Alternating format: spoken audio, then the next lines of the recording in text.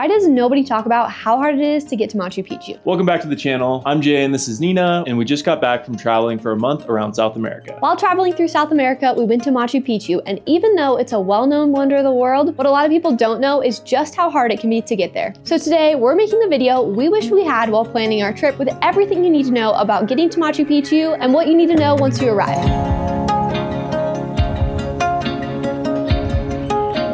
Nina normally does all the planning for our trips, so I'm just gonna stay in my lane and let her tell you all about it. To start, let's answer the question of what is the best way to get there. You're gonna have two choices, hiking or taking a train, and no, taking a car the whole way isn't an option. Let's talk about hiking first. There are two main hikes, the Salkantay Trek and the Inca Trail. So let's briefly compare the two. If you watched last week's video, you'll know we did the Salkantay Trek. The pros of this trail is that it's available for last-minute bookings, which is not the case for the Inca Trail. You also get the opportunity to have epic accommodations along the way, which means it's also a little bit more commercialized of a trail. It is possible to do the Salkantay Trek without a guide, but we definitely recommend going with a guided company. What's also unique about the Salkantay Trek is it includes a visit to the Humantay Lake and epic views of the Andes Mountains. Something important to know about the Salkantay Trek is you do hike to over 15,000 feet, so if you're sensitive to elevation sickness, I wouldn't recommend it. For a full day-by-day breakdown of the Salkantay Trek, you can go watch last week's video, and we'll leave a link to our exact tour down in the description. Now let's move on to the Inca Trail. This is by far the better known trek of the two, and what makes the Inca Trek so unique is that you actually get to hike into Machu Picchu and walk through the Sun Gate to see the ruins before anyone else gets in there. On the Salkantay Trek, we had to spend a night in Aguascalientes, which is like the tourist town just outside of Machu Picchu, and take a bus up to the ruins the next day. More on that later. So what makes the Inca Trail so unique is that hiking directly into the ruins, and that it's also the original path the Incas took to get there. So there are a lot more ruins and history along the trail itself. Some cons of the Inca Trail is that you have to plan way in advance to get reservations. There are only 500 permits allowed a day, and they book out 6 to 12 months in advance. Also, in comparison to the Salkantay Trek, the accommodations along the way are a little bit more of dirt bagging it, like tent camping, and you don't get those epic accommodations that we had along the other trail. With either of the hikes, your tour company will likely handle all of the details from along the way, like your transportation from Cusco to the trailhead, accommodations along the way, your entry tickets into Machu Picchu, and your return transfers back to Cusco, which is so nice. So not only is the hike a cool, unique experience, but it is also very stress-free, not having to worry about any of the actual details of visiting Machu Picchu except for booking your hike. Now, let's talk about getting there by train. You can do this in a day trip from Cusco, but most people choose to spend at least one night in Ollantaytambo or Aguascalientes, which are two tourist towns a little bit closer to Machu Picchu. Like the hike, you can just book one ticket with a tour company that handles all of these details for you, and we'll leave a link to that in the description, but let's walk through what it would take if you wanted to DIY your way to Machu Picchu. So assuming you start off in Cusco, you're gonna need to pick up from your hotel or your accommodation in Cusco and a car transfer to the Ollantaytambo train station. From the Ollantaytambo train station, you're gonna need to catch a train to Aguascalientes. In Aguascalientes, you're likely gonna get a hotel for one night, and then you're gonna need a bus transfer the next day from the town up to Machu Picchu. It's worth noting you can walk from Aguascalientes up to Machu Picchu, but it is a long hike just along a paved road. So personally, we think the bus transfer is worth it, but I had to mention that it's an option. Once you get to the entrance gates of Machu Picchu, you need to make sure you have a ticket to enter Machu Picchu, and that needs to be reserved ahead of time as there are timed entries for getting in. And to get back to Cusco, at the very end of it, you have to reverse that whole process. So bus on the way down, train to Ollantaytambo from Aguascalientes, car transfer back to Cusco. So again, we think it's worth the extra cost just paying for a tour company to do all those little details for you. But if you want to DIY it, that's how you do it. Now that you know how to get to Machu Picchu, we're gonna get into everything you need to know once you arrive at the entrance gates. But before we do that, if you're enjoying this video, finding it valuable, or if you've learned anything from it, go ahead and hit those like and subscribe buttons. It helps us so much to keep making content just like this. So let's get into it. Starting off, you definitely want to make sure you have your entrance tickets to Machu Picchu. Again, these are not things that can be bought at the gate. They need to be purchased in advance. Officially, you do need a guide to escort you around Machu Picchu, but once you get inside, it's not really enforced. You can also get a guide at the entrance. Before officially walking through the gates, be sure to use the bathroom outside. There are no restrooms inside Machu Picchu, and you can't go out and come back in. It costs 2 soles to bring a little bit of cash on you, and don't miss that opportunity. There are also some weird rules for entering Machu Picchu, kind of like a sports game or a theme park. You can't bring selfie sticks, you can't bring tripods, no big backpacks, alcohol, or lots of food. Of course, no drones. You also can't wear costumes. You can't take jumping photos or dancing photos, and no umbrellas can be brought in even if it's raining. Most of those things shouldn't be too big of a deal, deal, but it's worth checking the list of prohibited items before you get there. The next thing to know is that Machu Picchu is divided into circuits, and each of the circuits visit a different part of the ruins. Your ticket will be assigned a certain circuit, and you can't go outside of that set route. We did Circuit 2, which includes that main viewpoint from the top looking over the ruins, but it is important to know not every circuit includes that iconic viewpoint, so make sure you're getting a ticket for the circuit that you actually want. You also can't ever backtrack inside of Machu Picchu, which in our case ended up being a big deal because the viewpoint is at the very beginning of the circuit, and the city was totally clouded over when we were up at the viewpoint, but by the time we got down into the city a few hours later, the viewpoint was totally clear, but sadly we couldn't go back up to see it. And if you're wondering if anyone actually enforces these rules, yes, they do have guards stationed around Machu Picchu, making sure you don't backtrack, take jumping photos, pull out selfie sticks, or any of those sort of things. So let's talk about a few other tips that you need to know about visiting Machu Picchu. Weather and time of day does really matter. There is a distinct rainy season and a dry season, and the best time to visit Machu Picchu is between May and September for the best chance of clear views because it's the dry season. In the rainy season, it's not uncommon for the views to be clouded over all day long. But in the dry season, you're not guaranteed to get the views either. The morning tends to be much cloudier with the views clearing up later in the afternoon. In our case, we had the 6 a.m. entrance ticket to Machu Picchu, which was the very first entrance ticket of the day, and it was awesome for crowds. We were some of the only people inside of Machu Picchu in the morning, and it got much more crowded into the afternoon. But again, the views didn't clear up until around 10:30 or 11, and by then it was much more crowded, but worth it to see the views. So it's all up to personal preference. We would recommend entering Machu Picchu early in the morning and just planning to camp out at the viewpoints until they clear up. But again, that's up to you because there's no restrooms in there and no opportunities for food. So some people are hurrying to get out of there. Our next tip is to learn the history before you go. We think it just adds so much value and helps you appreciate the experience a whole lot more. And unfortunately, for people like me that hate bugs, I hate to tell you, but there are a lot of bugs inside of Machu Picchu. So I would recommend wearing long pants, maybe wearing a long sleeve shirt, and bringing some bug spray. And don't forget to bring water. They don't sell any water inside of the city itself. The last extra tip to know is that there are other hikes in the surrounding area of Machu Picchu that you need separate permits for. As far as estimating time goes, we ended up spending about a total of 4 hours inside the gates of Machu Picchu. We were with a guide, so we were moving a bit slower, and we also were taking lots of photos and videos, so I would say 4 hours is a pretty good estimate for most people. And of course, after your visit to Machu Picchu, you can catch the bus back down to Aguascalientes. Aguascalientes is a very walkable, cute tourist town. It's really fun to get a meal by the water or by the railroad tracks and just walk around and explore the markets. But I will say, we learned that the markets in Aguascalientes carry the same souvenirs as the markets in Cusco, but they are significantly more expensive than the markets in Cusco. So if you're going to be spending any time back in the city, then go ahead and wait to get those souvenirs until you do get back to Cusco. Hope that helps for your trip to Machu Picchu. We will leave links to everything we talked about in this video down in the description, including our Salkantay trek, day trips to Machu Picchu, and the hotel we stayed in Aguascalientes. If you liked this video or found it helpful in any way, make sure to like, subscribe, and follow us on Instagram, and we'll catch you next time for another best day ever.